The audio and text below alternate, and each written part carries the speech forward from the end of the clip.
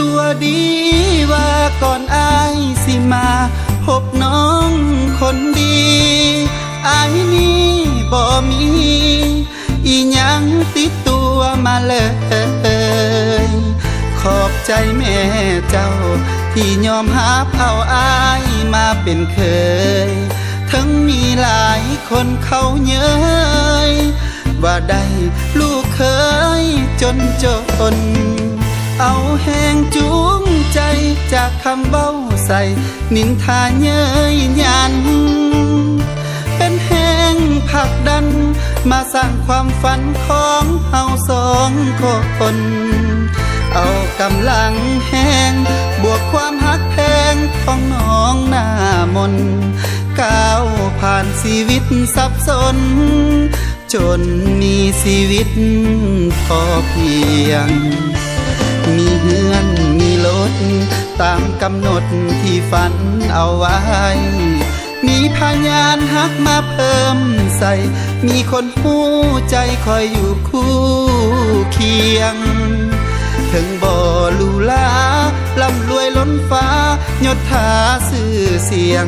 แต่มีครอบครัวหักแพงพร้อมเพียงคอยอยู่ข้างกายอายก็ภูมิใจอายขอสัญญาสิหักแก้วตาจนสัวสีวัน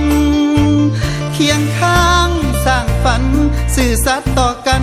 แบบนี้เรื่อยไปสิพาสร้างตนบ่ให้หน้ามนน้อยหน้าผู้ใดคนจนที่เจ้ามอบใจสิบ่เฮ็ดให้ครอบครัวลำบาก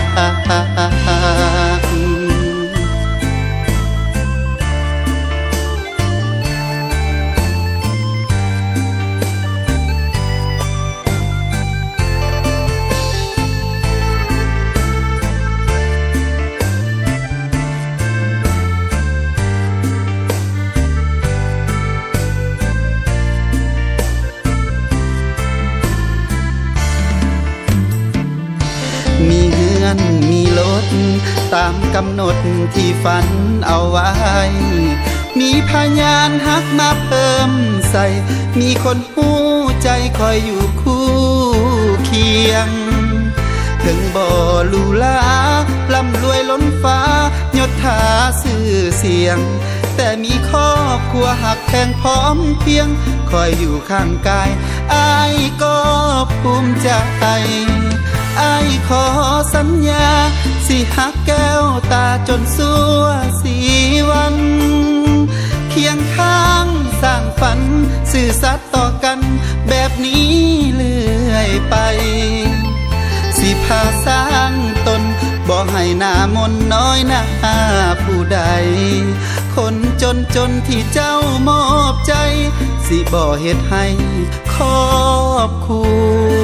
วลำบาก